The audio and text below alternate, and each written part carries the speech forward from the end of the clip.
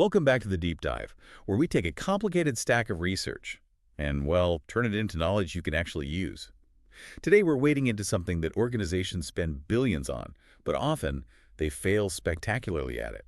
We're talking about employee recognition programs. It's one of those things that sounds like a soft skill, but when you really peel back the layers on the source material we have here, you see it's a hard financial instrument. Absolutely. Because here's the wild disconnect that just jumped out at me from the first page. Organizations that actually manage to get this right, that implement strategic recognition successfully, they see up to 31% lower voluntary turnover. Which is huge. Huge. But then you look at the other side of the ledger.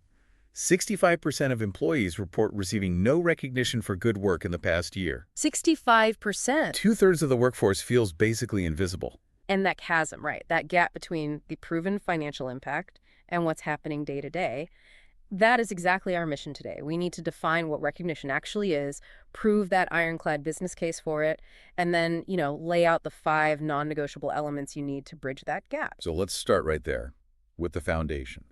Because recognition gets confused with compensation all the time, and they are just fundamentally different tools. But they really are. Think of compensation as the transactional agreement. You get that for showing up, for meeting the baseline requirements of your job. For doing the work. For doing the assigned tasks. Exactly. Recognition is something else entirely. It's the timely acknowledgement of the how behind the work. It's celebrating that extra effort, the creative problem solving, or, that specific behavior that perfectly lines up with your company's values. It's what separates adequate from exceptional. Okay, that distinction is crucial. So when leaders are looking at this, especially from a budgeting standpoint, they're going to ask that inevitable question.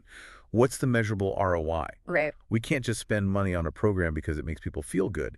We need the hard stats. So what does the source material say? The statistics are, they're just so compelling. When you look at teams that are operating within strong recognition systems, they consistently achieve 10 to 20% higher business outcomes. Wow. Across core productivity, profitability metrics, it's not a small margin. 10 to 20% is a serious competitive edge. But let's drill down even more into the specific behavioral impact. I was staggered by that University of Missouri-Kansas City study you found. Oh, that one is a behavioral economics shocker, right? Right. It showed that a simple, genuine thank you, just verbally from a manager, can boost an employee's productivity by up to 50% on the immediate task. 50%. It just taps into that powerful psychological need for validation. It's cheap, it's instant, and it has these immediate, measurable returns. If we had a machine that could increase output by 50% for zero cost, we'd all be buying it tomorrow. But the real financial leverage, that comes in with retention, right? Losing employees is incredibly expensive. It is the ultimate expense. And the data here show that a strategic program can lead to 20 to 31% lower voluntary turnover, and that translates directly into massive cost savings.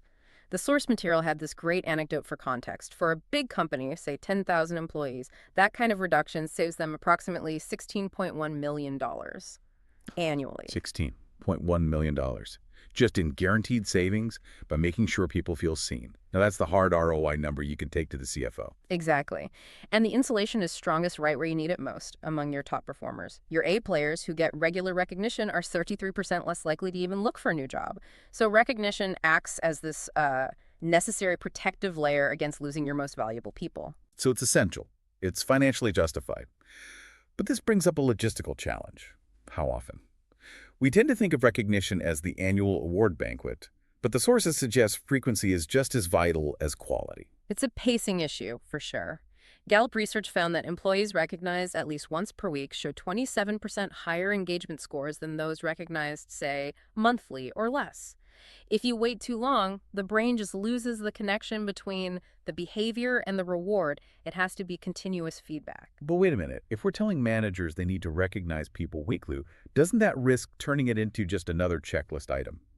Diluting its meaning. That's a really valid skepticism, and that's why the source material really emphasizes shifting from a purely top-down, manager-driven model to a multi-source approach. Organizations that empower peer-to-peer recognition, where anyone can celebrate a colleague, they see 26% higher engagement. So it becomes more communal. It stops being a forced administrative task and becomes a natural communal act. That shared appreciation prevents the dilution effect you're talking about. And here is where it gets really interesting for me, connecting that internal culture to the external market, to the customer experience. How does me recognizing my colleague actually affect our sales? It's the ultimate connection point. It shows that employee well-being is not isolated from revenue. The data says companies with strong recognition cultures report 41% higher customer satisfaction scores.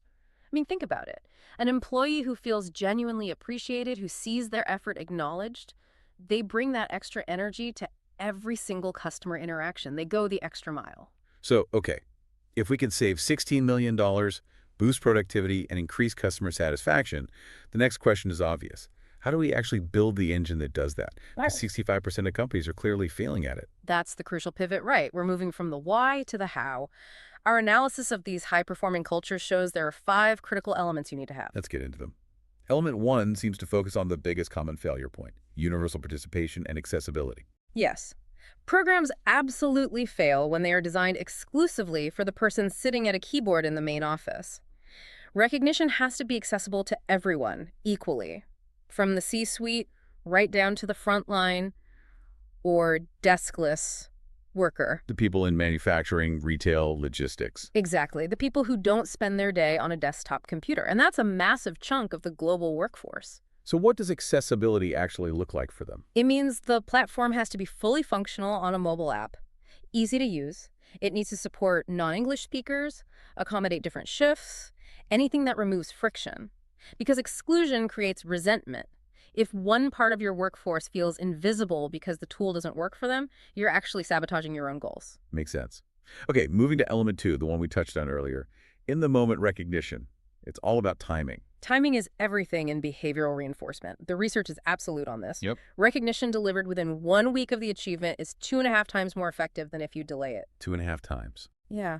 The brain just discounts feedback that isn't immediate. Waiting for a quarterly review or even the next team meeting, you've lost the power.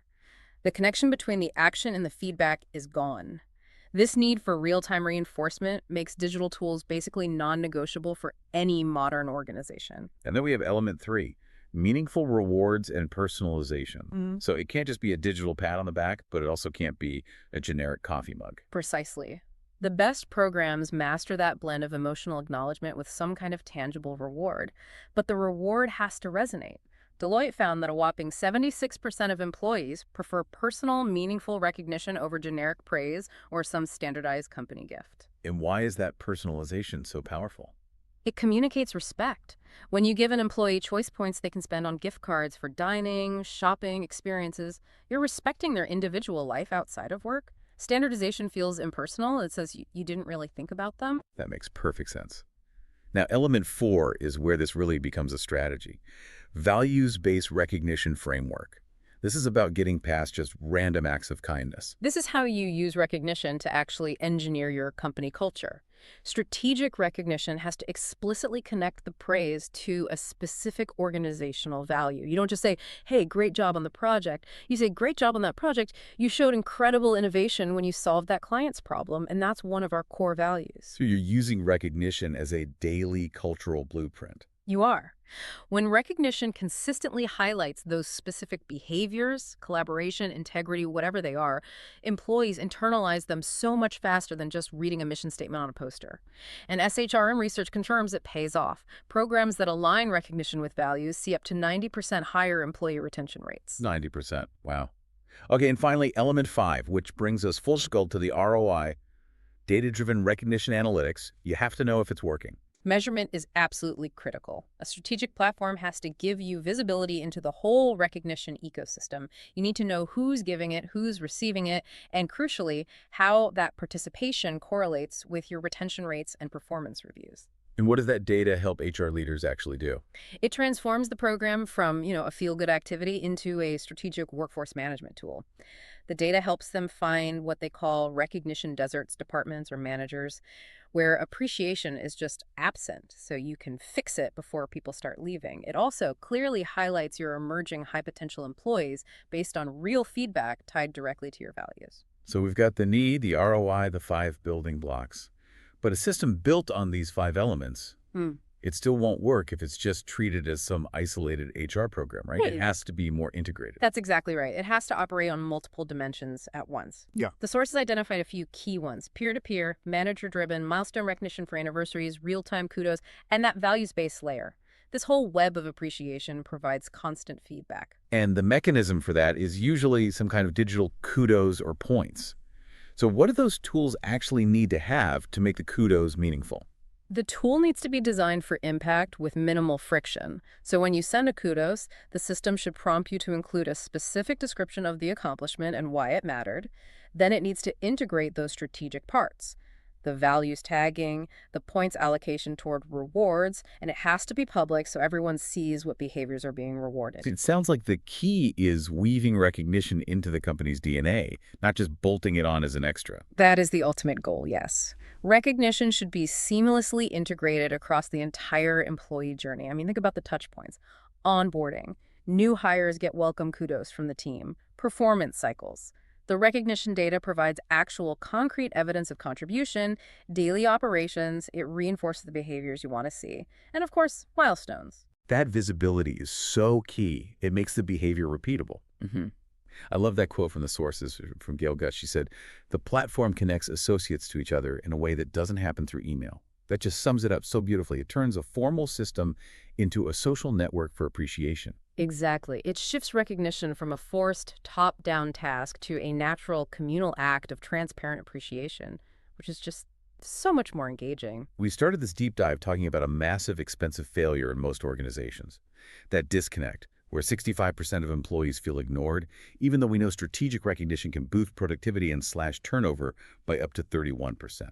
And we've established the $16 million business case and laid out those 5 critical elements: accessibility, real-time feedback, personalization, values alignment, and data that turn a vague idea into a powerful, quantifiable business strategy. So here is the final provocative thought we want to leave you with, building on everything we've covered today, especially those strategic analytics.